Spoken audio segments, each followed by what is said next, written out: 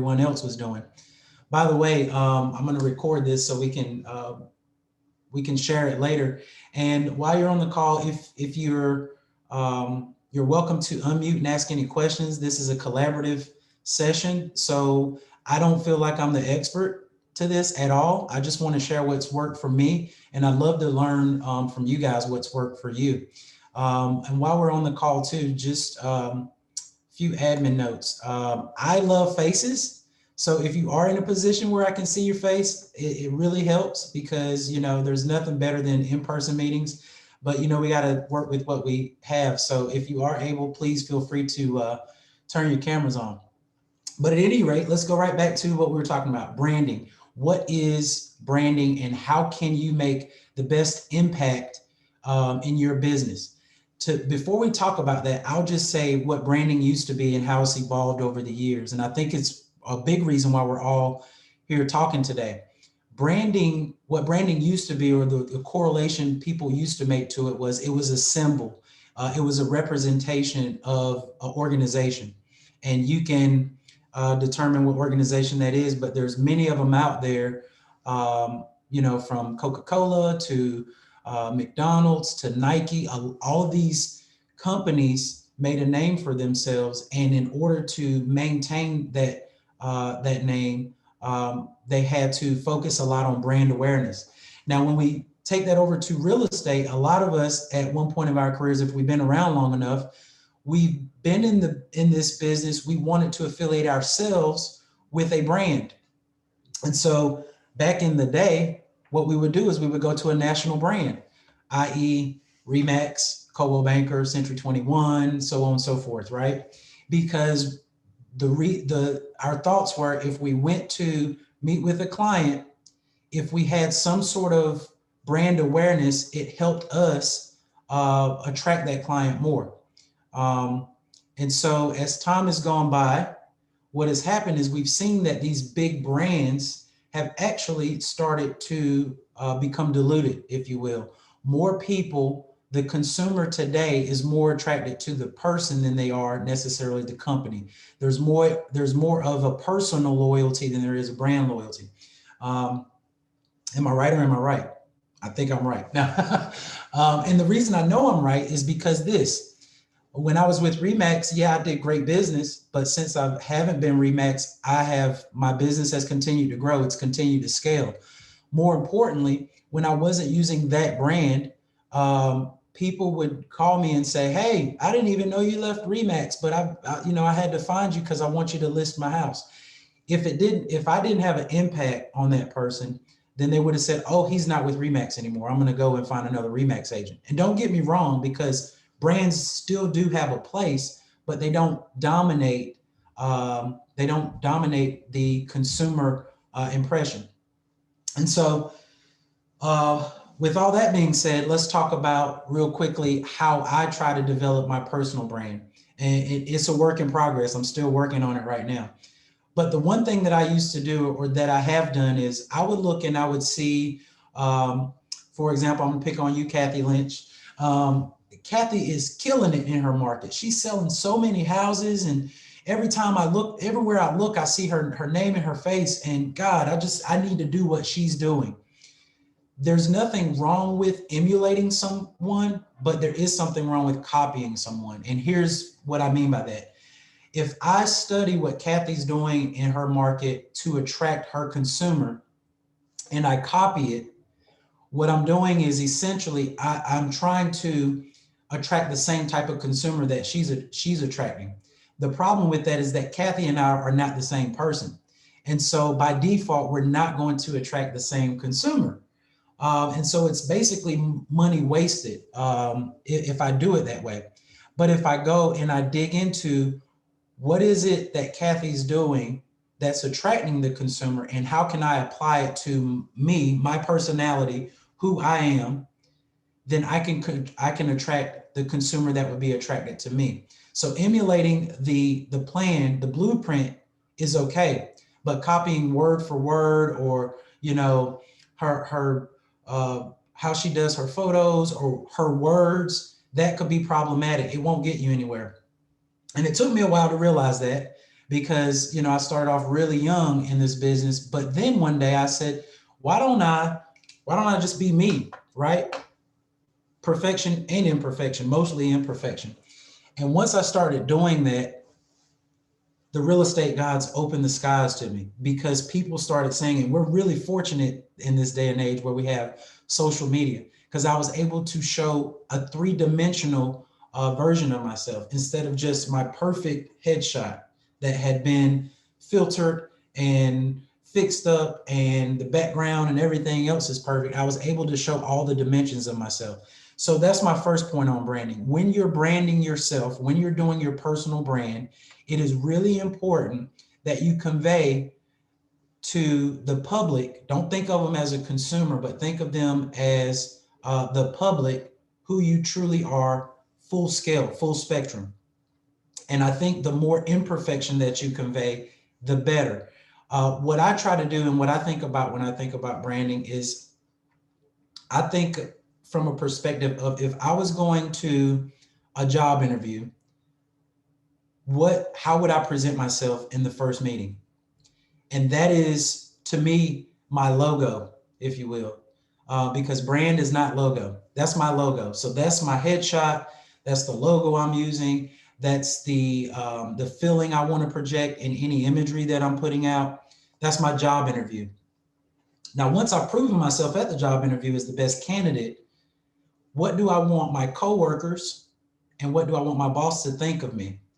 In this case, my coworkers and my boss, of course, is the consumer. It's the home buyer, the home seller.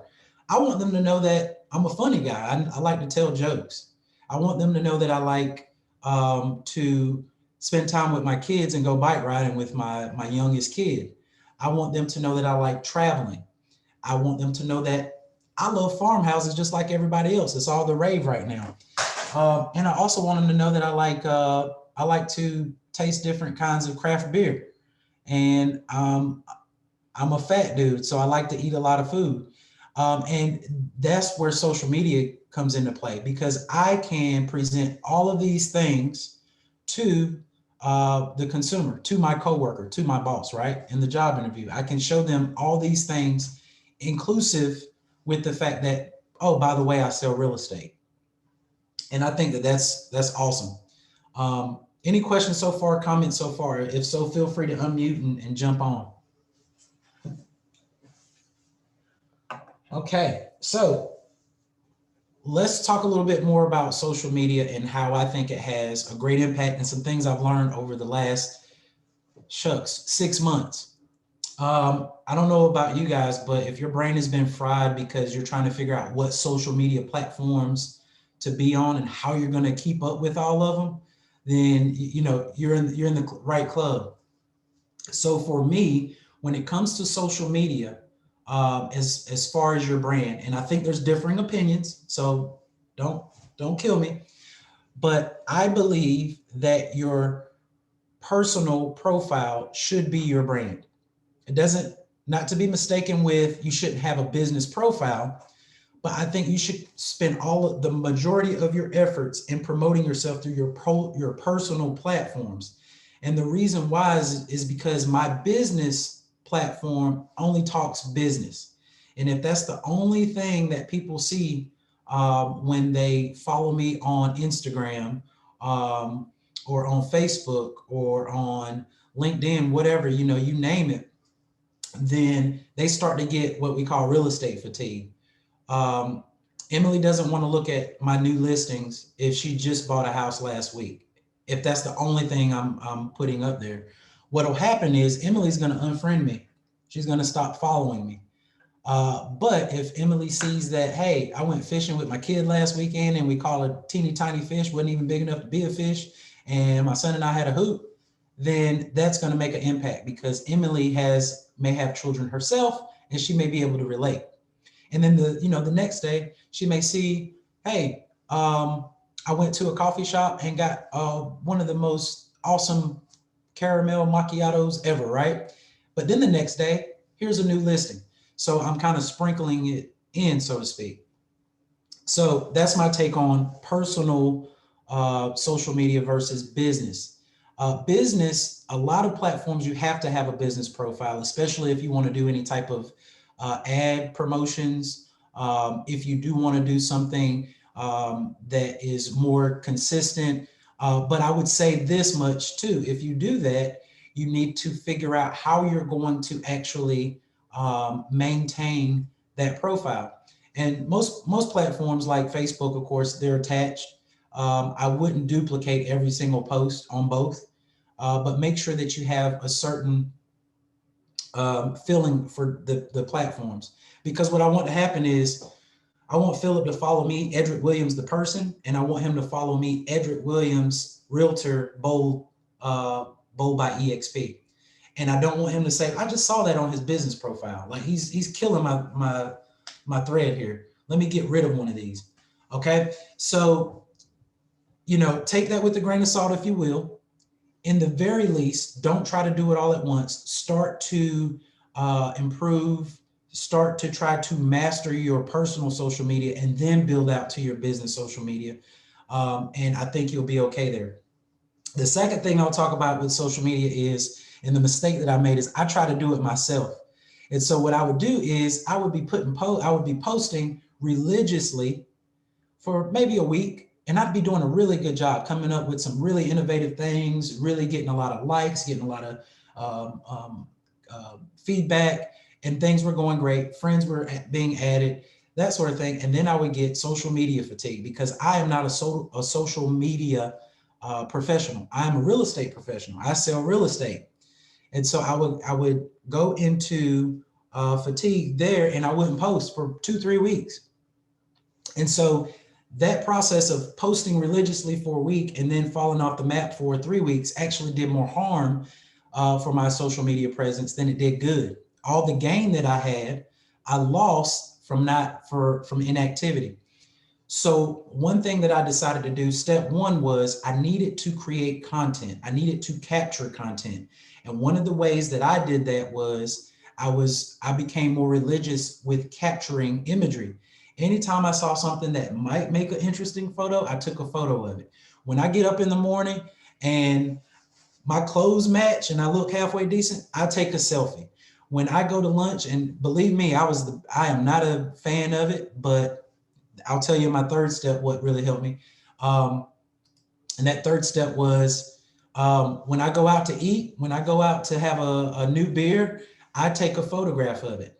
I have an iPhone, I think it's an iPhone 11. And if you guys have an iPhone, you have on your camera portrait mode. So instead of just doing photo, go to portrait mode. In fact, if you haven't tried this before, take a photo of yourself using just the photo, and then scroll to the right or left, I think is the portrait mode, and take that same photo. Look at the difference in that photo and how much dimension it creates, and boom, you're a professional photographer. Now, what do you do with that photo? Maybe nothing at that moment. Just save it. Just capture those images, capture those videos, capture that content. That's your content. And so the next step is, when you're putting it out there, you have a library of what mood am I in today? What do I want to talk about today? And you don't have to try to figure it out and really produce the content at the spur of the moment. Because we all know, we all have a great idea of I'm gonna go update my Instagram today. But then you have a cross sale that's falling apart that's supposed to close today, and you got to put out that fire, and it hits the back burner, right? So think of your social media as basically prospecting. If you don't, if you were making phone calls, you got to keep making those calls. You can't get so busy with your current clients that you forget that you have to prospect for your 30, 60, 90 closings, right? And so capture that content. That's step one. Step two, put aside time for it, just like you would if you were doing your cold calling or calling your past clients of, I'm going to devote X amount of time per day. And I would say it needs to be per day. Here's the good news. Doesn't have to be an hour, 15 minutes max, 15 minutes max, right?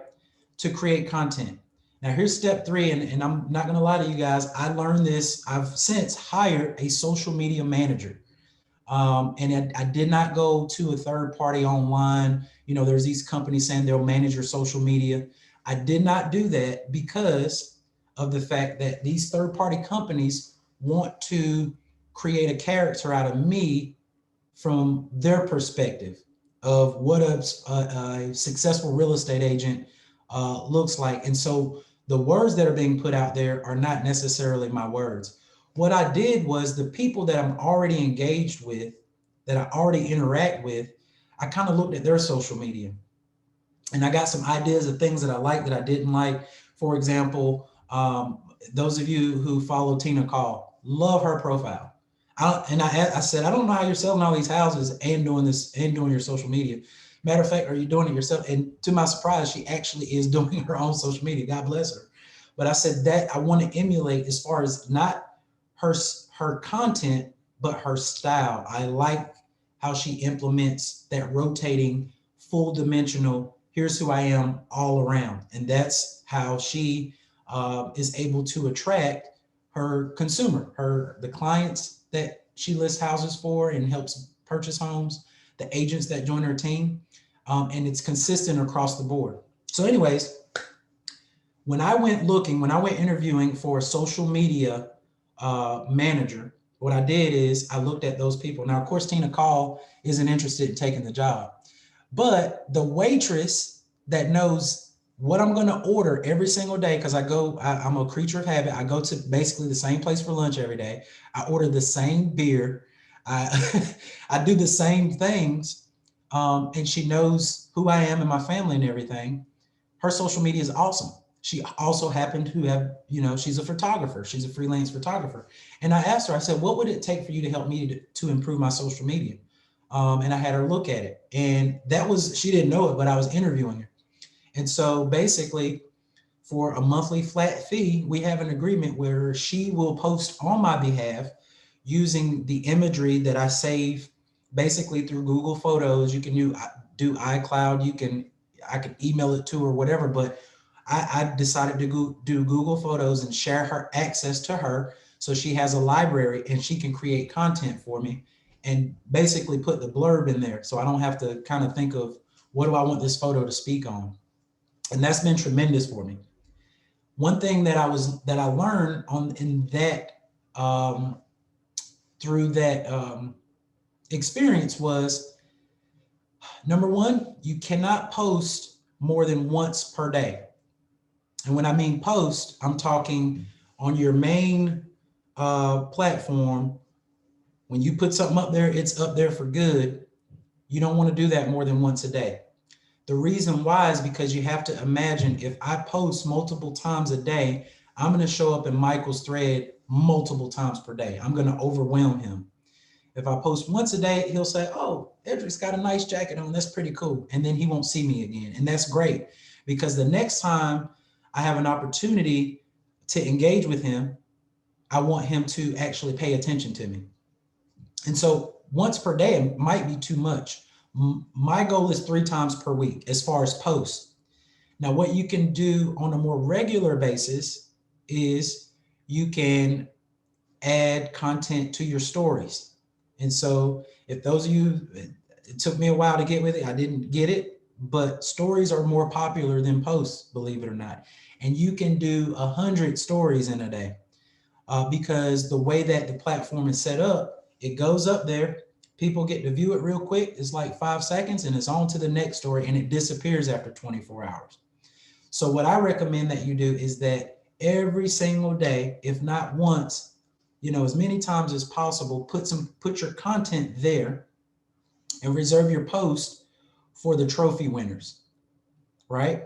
So if it's a really good photo, if it's a really nice shot of you being on vacation, if it's a really gorgeous house, that's what you post. And you only do that 2 to 3 times per week, but the stories you do daily, because it doesn't have to be the stories don't have to be perfect.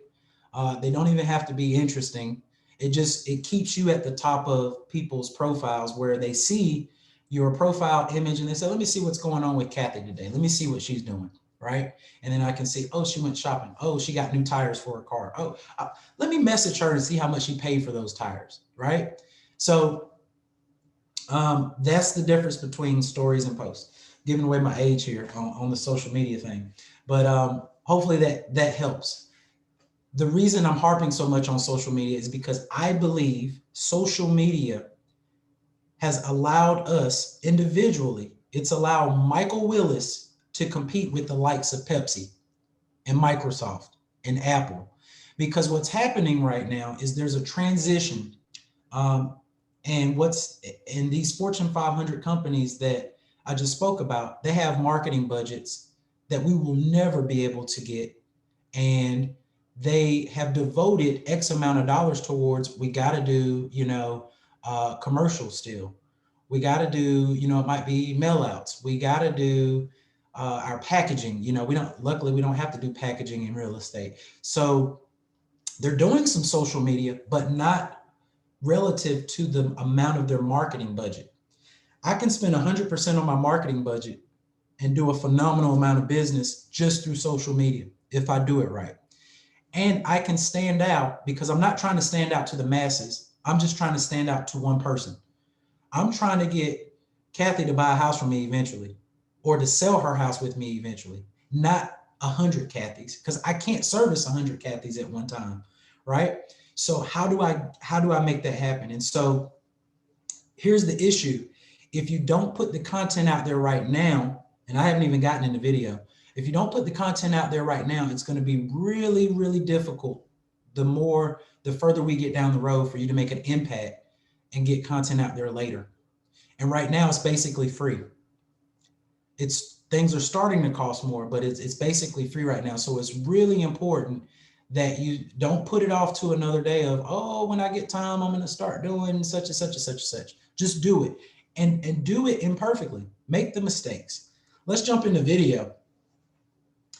I love video. The problem I had with video is I loved it too much, like the editing aspect, the background part that I just, I kind of fell off the wagon on it. And, but I think it's really important for you to put content out there via video. I can tell you a story like this.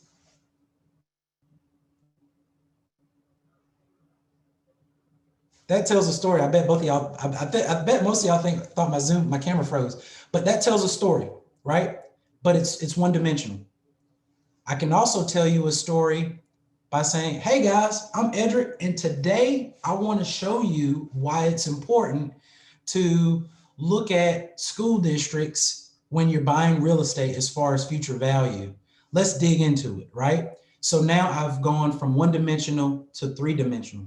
When I marry those up, when you see if you have my business card or you see my headshot on the billboard, combined with the fact that I have video, what's happened is you may have never met me in person, but when you get a chance to meet me, you already know me. And so when all those things come into place, what has happened is I've created a perfect branding scheme.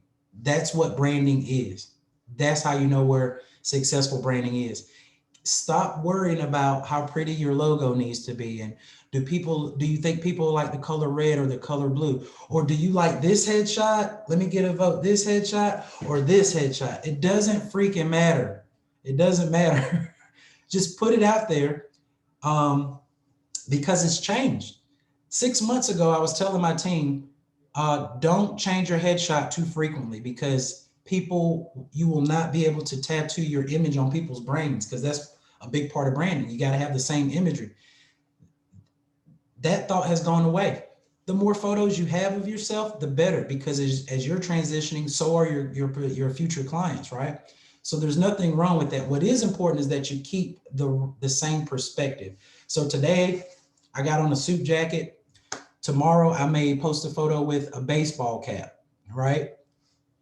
So how do I marry those two things together? It might be where I marry those two things together in the words on that particular post. Or a video where, yeah, I look like a real estate agent today, air quotes, but today, what we talk about has nothing to do with real estate. And tomorrow I got my baseball cap on backwards, but we're talking about how to hire a home inspector. That's how I can marry that. So those are the things you have to think about. In the simplest terms, I would say to you guys, when it comes to your personal branding, think of it from a perspective of you've been hired to write a television show. So you're gonna produce a television show now, and you're the main character. So you're the producer and the main character. Now, the first thing you need to figure out is, am I going to produce a drama, a comedy, a love story, and that all that has to do with who you are as a person, or is it going to be a mix, right? Once you figure that part out, who are the characters in my story? Um, who do I want to watch this television show, and what would make me watch it? And so, and if it helps, and I highly suggest it, kind of write it on paper, do an outline of what you want your television show to be, and then work on creating content from there. So what I want to convey, for example, to the general public at large, is that I am a professional real estate agent. I'm not a part-time agent. I don't know much about anything else besides real estate. In fact, I tell people I could tell you a lot about everything, but it's probably not good information because I'm not an expert in it. What I can tell you about in an expert platform is real estate.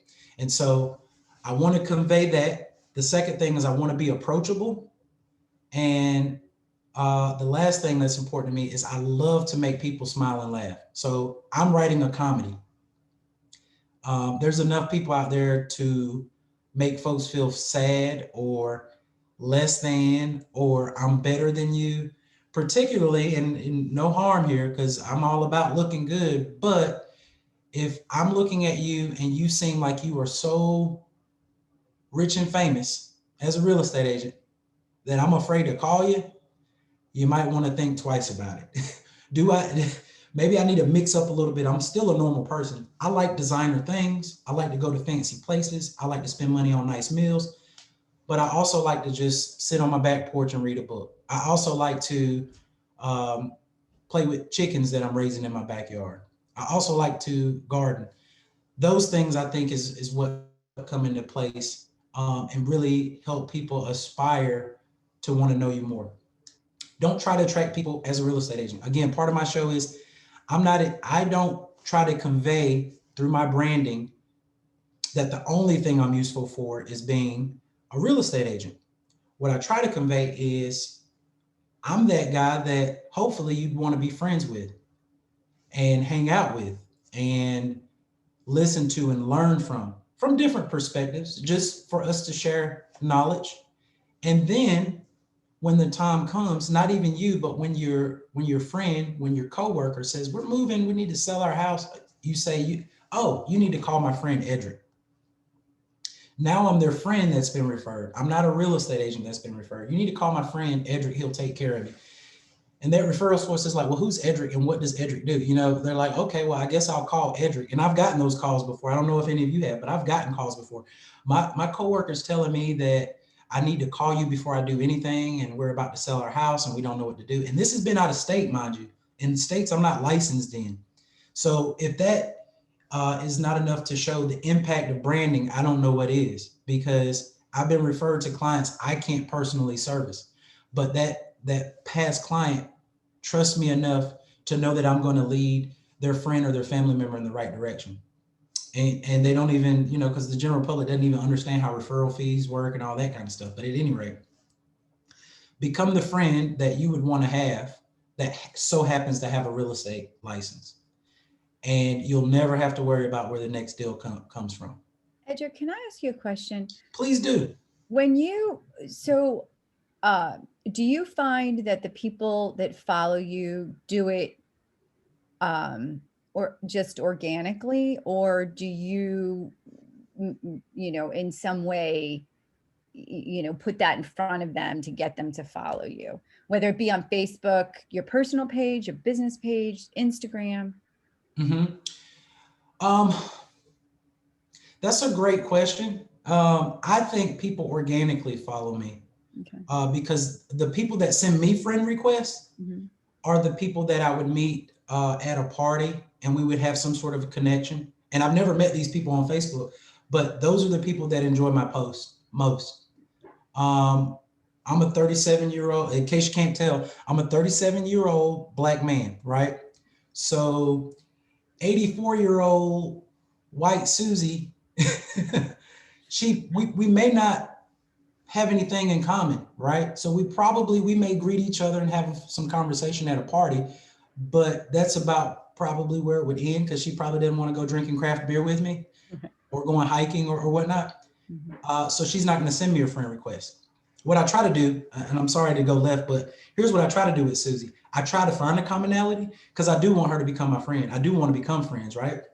But I've seen that organically what happens is one person friends me, and then they like the post that I put out there, they comment on the post, but then their friends start to follow me as well, because we all have a commonality. The people that I attract that we don't have anything in common don't stick around long. They're just a number. Having X amount of followers on Instagram doesn't matter, right? You don't need 10,000 followers. How many followers? Can you sell 10,000 houses? That take a lifetime, right? Do you want to sell 10,000 houses?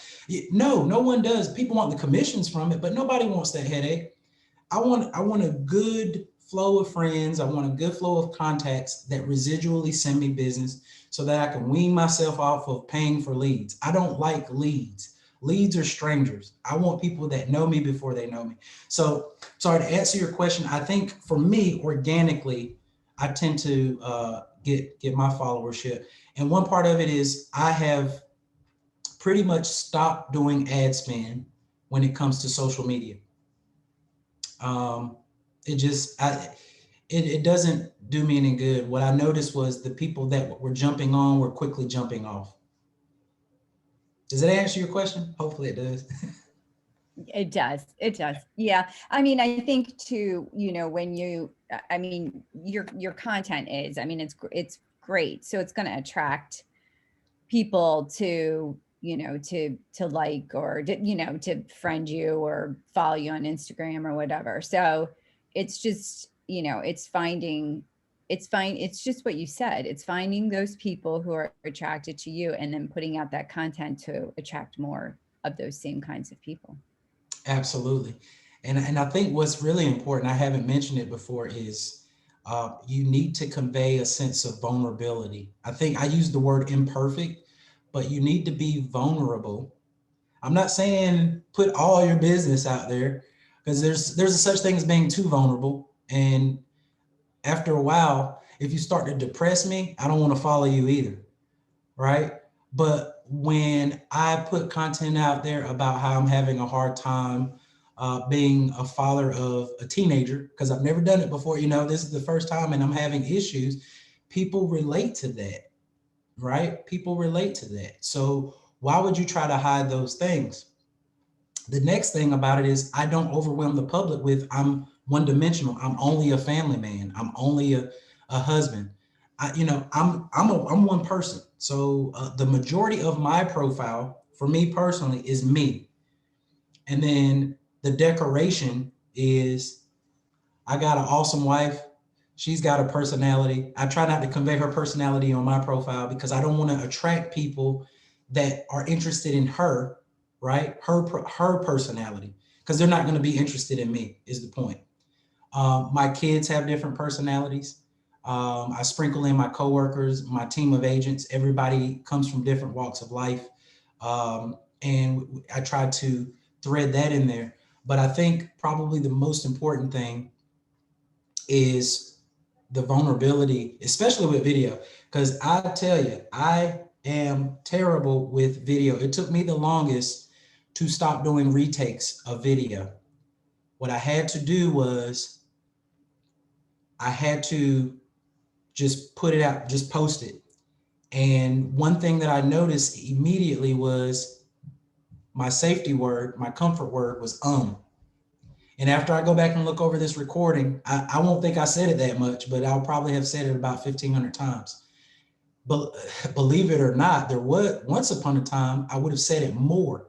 The reason why I don't do it as much anymore is because when I review those things, I noticed that I was trying to talk before I finished the thought. So the thought would be up here still calculating, and I'm spitting it out. And to keep your attention long enough for me to spit it out, I would say as my bridge word.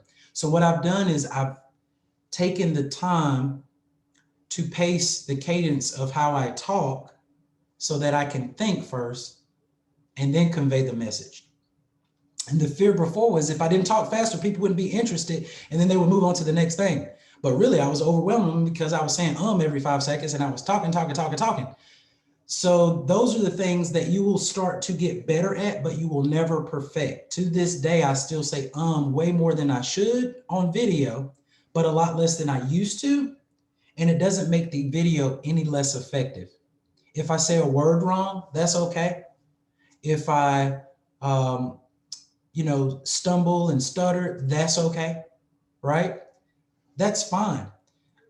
People want to see that. They're tired of the over commercialized personalities, right? Stop trying to be a Kardashian and just be you. Your voice ain't gonna change, right? The wrinkles aren't gonna disappear. My nose ain't gonna get any smaller as much as I'd love for it to. That's part of my look. There's my logo right there. If I need to create one, there's my logo. None of that's going to change. So what are you waiting for to put that out there, to start branding yourself? You are your brand, right? The one thing I will say in the old days that I think is still can make an impact today with brand awareness when it comes to imagery. Like I said before, I always said, use the same headshot, use the same thing as long as you can until you don't really look the same.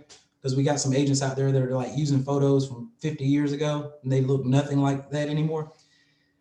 Now, I would say your personal image should change more frequently. You don't have to use the same headshot, but use the same headshot in the same places. So if I'm doing a marketing campaign, for example, I'll give you guys an example. I have a bus ad, I have a business card, I have a website, and then I have my professional profile on social media. In all of those platforms, it's the same headshot. And the reason it's the same headshot is because I'm wearing this bright blue jacket that's really hard to forget once you see it. And so when you see me on Facebook and you're riding through Fayetteville and a Godzilla-sized image of me with that same blue jacket on shows up again, and then you get an email from me and my signature block says the same thing, then now what I'm doing is I'm getting that brand recognition. One step that I've taken it further is when I get professional photos done, personal shots done, I try to bring that blue jacket in. And I've had that jacket for a while now. A few years back, I was asked to host a nonprofit event, Fayetteville's Dancing with the Stars. One of the things that I did, because I knew there would be a big audience there and there would be photographers and it would be, it would be pushed out to the masses, was I wore that jacket. And so what it becomes is now I become the real estate guy when I put that jacket on. Don't have to wear it all the time. And if it's not that jacket, I try to find something that has a similar color. That's okay. Doesn't mean I do it all the time. The other thing that I didn't mention earlier when it comes to branding, when you need those crisp shots, there's nothing wrong. If you're on this call and you don't hire a professional photographer to photograph your listings, then I'm not going to ask you to raise your hand, but basically I'm just going to say, hire a professional photographer. It's time, it's 2021. It's super affordable. But if you're hiring a professional photographer to capture your listings, why would you only use your smartphone to capture yourself? You are a listing, right? What's your value, right? Do you want people to discount you or do you want them to pay top dollar for you? And if you want top dollar, then you need to convey top dollar. So there is a place to have that professional imagery. And I do that on a regular basis. I have a photographer do photos. I call them lifestyle shots. And that's a lot what you see as my post, Kathy. On my stories, you see what I'm taking photos of, unless it's a really good one. On my post, you see the lifestyle shots. That's me in the barbershop or at the restaurant or having a good time with one of my coworkers. And it's just, everything is too perfect. And because those things are there permanently and they kind of give your profile a certain dynamic, a certain feel. And, I spend a couple bucks, I mean, maybe $100, $150 to get 25, 30 awesome photos. So you could do that once a quarter. And the one thing I would recommend is you take that opportunity with the photographer to get as much content as possible. So don't come with one look, come with 3 looks. And who is it? I believe Emily was in my last photo shoot where Emily was my in-between. So Emily's one of our newest agents. And I said, hey, you need some new pro shots? Come on in the office on this date at this time. And in between me changing scenery and changing outfits, the photographer was able to make good use of her time and take some photos of Emily so she could get some updated shots as well. So kind of think about that. That's part of producing my show. What do I want to tell people in the next show or the next season rather? And that's kind of what I try to capture. What questions, comments you guys have to add? Hit unmute. Give me some feedback on what's working for you guys. Hey, Edric. So I definitely agree that the videos is where you need to be. I think you're missing a lot of leads, potential people. If you're just doing the pictures, you're just leaving a lot on the table. Mm-hmm. With the videos too, is that they actually get to see your personality and kind of like what you're saying, they get to know you before they actually meet you and know you. Yeah. So I think that's huge, and I don't see that slowing down at all. That's staying for a while. Yeah. Listen, we already have egos in this business, whether we admit to it or not. But the reality is this: I don't need an agent to find me a house to buy. I need an agent to advise me on, is this the right house and what steps do I need to go through to buy it? So egos aside, whether you like it or not, you have to be to some degree a celebrity. You have to be a local celebrity, right? Waiting for people. And there's nothing more flattering than to meet someone on the street and they act like they already know you and you never met them a day in your life, because one way or another you made an impact, right? So think of it from that perspective. It's not an egotistical thing. If I don't have confidence in myself, then why should a potential client, right? And if I'm not interesting, why would anybody want to have anything to do with me?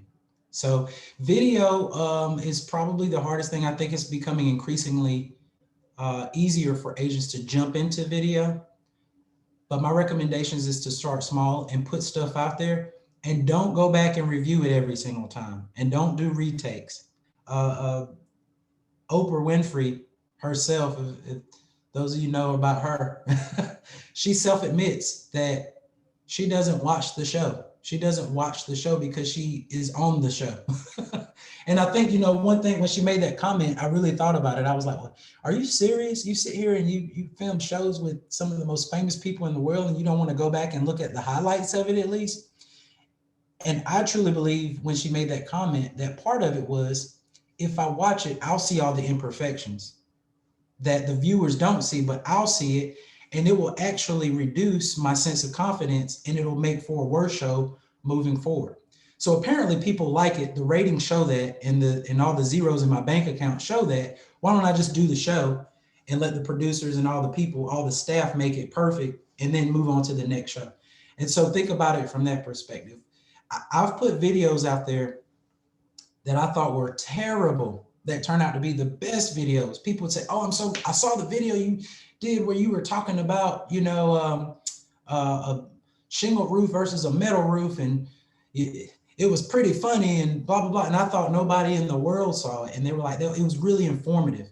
It reached the audience it was supposed to reach. So when you think about it from that perspective, then it's a lot easier. Instead of trying to be the team captain on the football team or the head cheerleader, just be you, talk to the audience, come up with some interesting content. Interesting content is anything that you would like to know about. If you didn't, put it out there. And if it doesn't work, change it. Michael, I'm going to pick on you a little bit because you just recently started a YouTube channel, which is awesome, by the way. But you started with I'm going to be a food critic. I'm going to go visit restaurants. I'm going to talk about the different dishes. And I so happen to be a real estate agent. Awesome idea. Since then, that's evolved. I don't think that's gone completely away, but that's evolved to now I'm going to give some quick real estate tips on TikTok and, kind of study that, see if that works.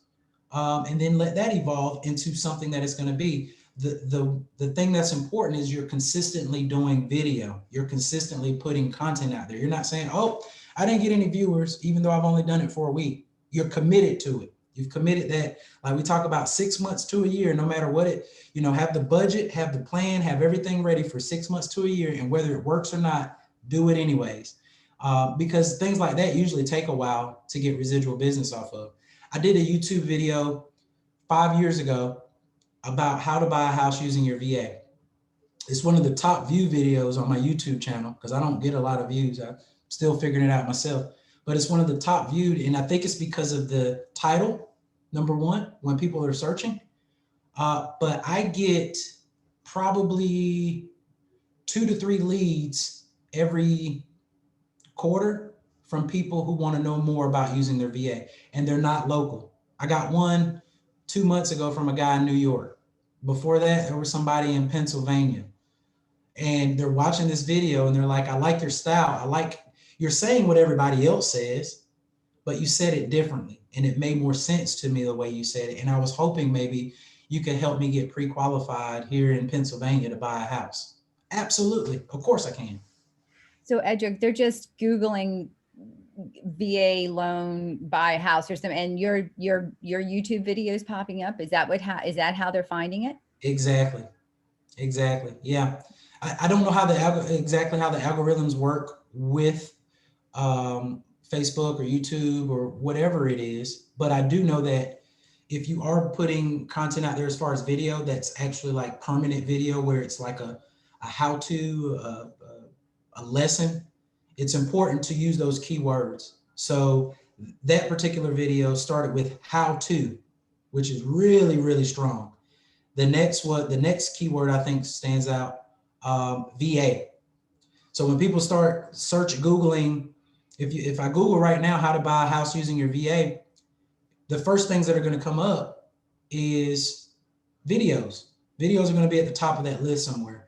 And so mine is probably not going to be one of the first to pop up, but what's going to happen is they're going to click on one that pops up and it's going to show my video somewhere along there. Now, we have an advantage over each other, Kathy, and that's our personal image, right? Because as much as we as humans like to say we don't judge by appearance, we do. We don't have any choice. We got eyes. So the first thing I'm going to do when I'm looking at all of you on this call is I'm looking at your visuals. If you have maybe a screenshot of a photo of yourself or you're live with your camera on, and I'm going to make judgments in my head. I really am. And I'm going to think certain things. I'm going to say, would me and Kathy get along? Maybe me and Michael would get along because he's got that Michigan shirt on and he's got drums in the background. He seems pretty cool. Let me start with him. And then I might find out Michael sucks. I should have went with Kathy. And by the way, Michael goes by Willis. So that would confuse me. It took me a while to get that, right? He goes by his last name. So at any rate, yes, there's an advantage there. So going back to my point, when those top ranking videos pop up, it may be great content, but it may not relate to me. But now you see Edric talking about how to buy a house using your VA, and I might have my baseball cap on that day and whatever. And I think in that video, I was drinking a Starbucks coffee. That's what you call a prop. So I'm drinking a coffee. I'm so cool that I'm going to explain to you how to use your VA to buy a house, and I'm going to enjoy my macchiato while I do it. And so there's people that, there's 1,000 ways to explain that, but they want to see me talk about it. And that's who I'm trying to attract. I'm not trying to attract the people that are like, how dare he? I'm never going to do business with them anyway. So why am I trying to get their attention? So I got a quick question for you. I see you unmuted, Phil, but I can't hear you. Can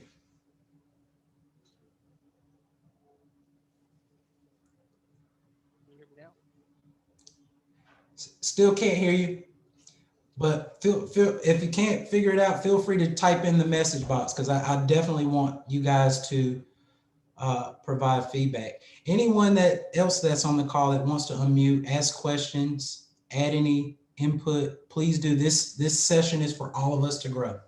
And I think it's just the tip of the iceberg when it comes to branding, because branding, that's probably my favorite part of real estate, is putting that story. Can you hear me now? Yes, there you are. Hey, Phil. Do you go by Phil or Philip? Sorry, man. Philip, I don't know what happened there. Quick question. When you talk about videos and consistency, is there a certain amount you want to do a week, a month? Yeah, What do you suggest? Yeah, that's a great question. And Willis, I'm actually going to let you address that because you're doing a good job of it. Yeah, thank you. So from what I learned in my experience is that the most important thing is you don't want to get burnt out. So, but you also want to stay consistent and try to on maybe like a consistent day as well. If you try to aim for Sundays, Tuesdays, Thursdays, whichever one you choose. But I would just do whatever you do, but just don't get burnt out in it, because you could do it for a month, 2 months, 3 months, 4 months, but eventually it might feel like a daunting task. Like, oh gosh, okay, oh, today's Wednesday, oh, I gotta make my video. Like I can't go do this, can't do that. So don't put yourself in that situation. And what I would say too, when it does come time to make videos, just try to bring value to the buyer, to the viewer. And also I would focus on your lighting and your sound, because you want to make sure they can see you and hear you fine. And then another advice, I don't like to say everybody, like, hey everybody, hey you guys. I'm talking to you. I'm talking to only you, and that's it. So I try to make it sound like we're having a one-on-one conversation, rather than I feel like I'm a game show host up here talking to everybody in the audience, and that's not the interaction you try to give out. Yeah, I think those things are important. As far as the consistencies, Willis hit the nail on the head. The consistency is as frequently as you can commit to for an extended period of time. So if your campaign is, I'm going to put video out there, you need to commit 6 months at a minimum to it, to a year, right? If you want to get any residual off of it, and what can you commit in that 6 months to a year? So if it's one video per week, per month, per whatever, you can always start small and scale. With YouTube, I would say you probably need to do something at least twice a month. And like he said, I think he posts at a certain day of the week when he posts at a certain time. So his audience that's engaging looks forward to the next episode of his show, right? So those things are important. That's where the consistencies come up. Another way to be consistent is the same scene. There's one guy I follow on YouTube. His name is Mr. Ballin. I don't know if any of you guys follow him, but he tells short stories. And most of them are paranormal, right? And he's an ex-Navy SEAL. And here are the consistencies in it. He's got this green screen behind him that shows the scenery of the ghost story he's talking about, like the woods, to show the scary. And it's kind of cheesy, right? But he also wears a baseball cap on backwards. And every episode he has on a plaid shirt. He probably has the biggest wardrobe of plaid shirts as anyone in the country. And the beginning of every video, he says, on this episode of Mr. Ballin, we're going to talk about 3 places you shouldn't go that people went to anyways. And if you're just joining, please like and subscribe, because I post 3, 4, sometimes even 5 days per week. And if you don't believe me, watch his videos. When he says 5, he does this. It's like the same motion. And I didn't realize it, but my brain was like, I'm waiting for him to go 5 times per week. And then let's get into it. And then he tells the story. And the way that he tells the story is stories you and I have probably heard or seen in another platform. Either we read a book, or we watched Unsolved Mysteries, or we've seen it on Dateline or whatever.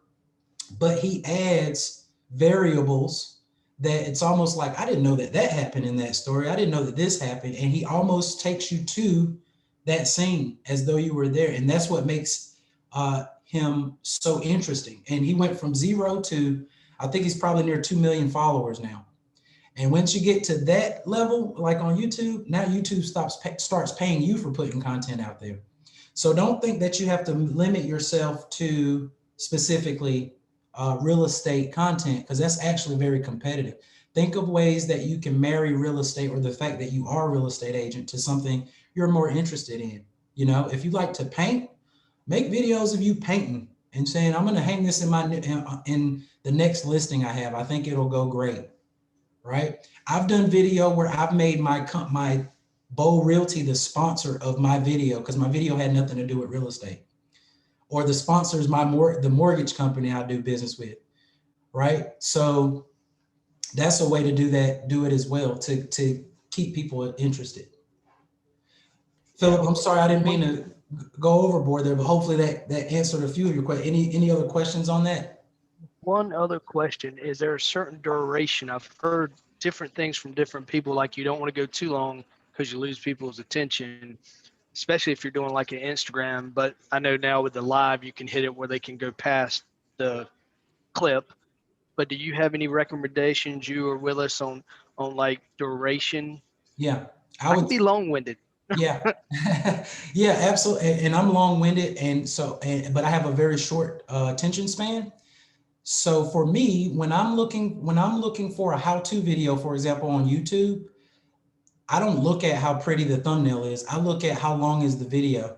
And if it's a how to change a tire on a car, and there's a video that has it 7 minutes long, and then there's one that's 45 minutes long, I'm choosing this. I'm going to start with the 7-minute long one.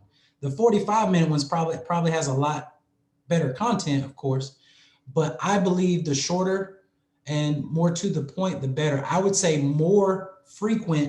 more frequent than less frequently in longer videos, because if I got 45 minutes worth of content, essentially that means I have at least 4 to 5 videos that I could do for 10 minutes max on the same subject, but a different perspective of it.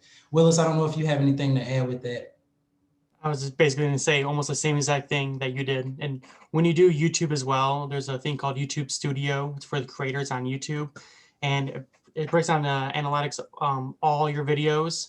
So if you post one that's like 6 minutes, like for me, for an example, my videos average right around 5 to 6 minutes, and I can see the average watch time of each video. And I end up noticing that the average watch time is honestly right around 3 minutes or so. So with 3 minutes out of the 5 is when people were kind of, getting bored of it or logging off or whatever. But now my new videos I'm doing, I keep them all under 1 minute, because I feel like I don't have much more time after that. It's like you're lucky if you get people longer for 2-3 minutes. You gotta find the right person who's really interested in what you're talking about.